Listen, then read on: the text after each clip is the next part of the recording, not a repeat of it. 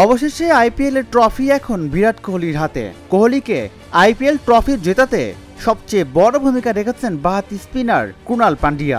4 ওভারে মাত্র 17 রান দেন এই স্পিনার, উইকেট 2টি। ম্যাচ সেরার পুরস্কার তাই কুণালের হাতেই উঠেছে। এ তো গেল ফাইনাল সেরা। আইপিএল শেষে পুরস্কার পেয়েছেন আরও অনেকেই। এবারের আইপিএলে উদীয়মান খেলোয়াড় হয়েছেন সাই সুদর্শন। বাঁহাতি এই ওপেনার রান করেছেন 759, টুর্নামেন্টের সর্বোচ্চ। তাই উদীয়মান খেলোয়াড়ের সঙ্গে সর্বোচ্চ রান সংগ্রাহকের পুরস্কার পার্পল ক্যাপটাও জয় করেছেন গুজরাটের হয়ে খেলা এই ক্রিকেটার। সাই জয় করেছেন ফ্যান্টাসি কিং অফ সিজন পুরস্কারও।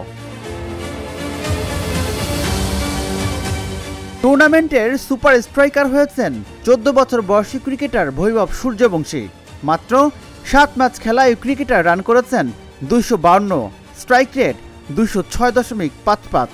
এই মৌসুমে সবচেয়ে বেশি 25 উইকেট পেয়েছেন গুজরাট পেসার প্রসিদ্ধ কৃষ্ণা, তাই তারা মাথায় উঠেছে orange cap.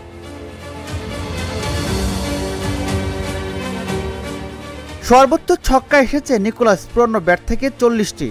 Super sixes of the season পুরস্কারটি পেয়েছেন এই ক্যারিবিয়ান। সবচেয়ে বেশি 88টি 4 মেরেছেন সাই সুদর্শন, তাই বেশি 4 মারার পুরস্কারটিও জয় করেছেন সাই। সবচেয়ে বেশি ডট বল দেওয়ার পুরস্কার উঠেছে গুজরাটের পেসার মোহাম্মদ সিরাজের হাতে।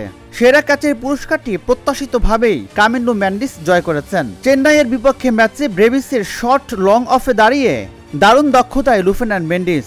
ফেয়ার প্লে অ্যাওয়ার্ড জয় করেছেন ধোনির চেন্নাই। আর সবচেয়ে বেশি গুরুত্বপূর্ণ টুর্নামেন্ট সেরা ক্রিকেটার হয়েছেন মুম্বাই ইন্ডিয়ান্সের সূর্যকুমার যাদব। মুম্বাইয়ের এই ব্যাটসম্যান টানা 15 ম্যাচে 25 বা তার বেশি রান করেছেন, টি-20 ক্রিকেটে যা রেকর্ড। রাজিবুল ইসলাম, ঢাকা জার্নাল।